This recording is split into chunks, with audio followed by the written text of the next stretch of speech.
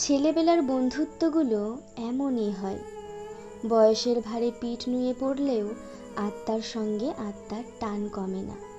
জীবন যুদ্ধে ক্রমাগত লড়তে লড়তে যখন খুব ক্লান্তি আসে, বড় স্বাদ হয় আবার সেই ছেলেবেলা ফিরে পেতে।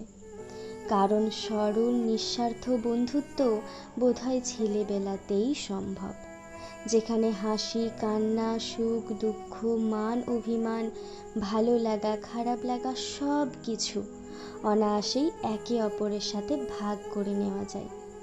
সময়ের সঙ্গে তাল মিলিয়ে চলতে চলতে জীবনের অনেকটা সময় পার হয়ে গেলেও যদি আবারও সেই ছেলেবেলার বন্ধুর সাথে এক পলক দেখা হয়ে যায়, তৎক্ষণাৎ নস্টালজিক হয়ে পড়ি আমরা।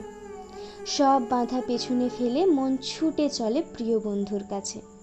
নিমেষে দূর হয়ে যায় বিষাদের দিন, আনন্দে নেচে ওঠে মন। এক অদ্ভুত ভালো লাগা ভর করে ভাঁজ পোড়া চামড়ায়। আন্দোলিত হয় রেশম সাদা চুল, চোখে চোখে কথা হয়, হৃদয়ের দরজা খুলে বেরিয়ে আসে অনাবিল ভালোবাসা।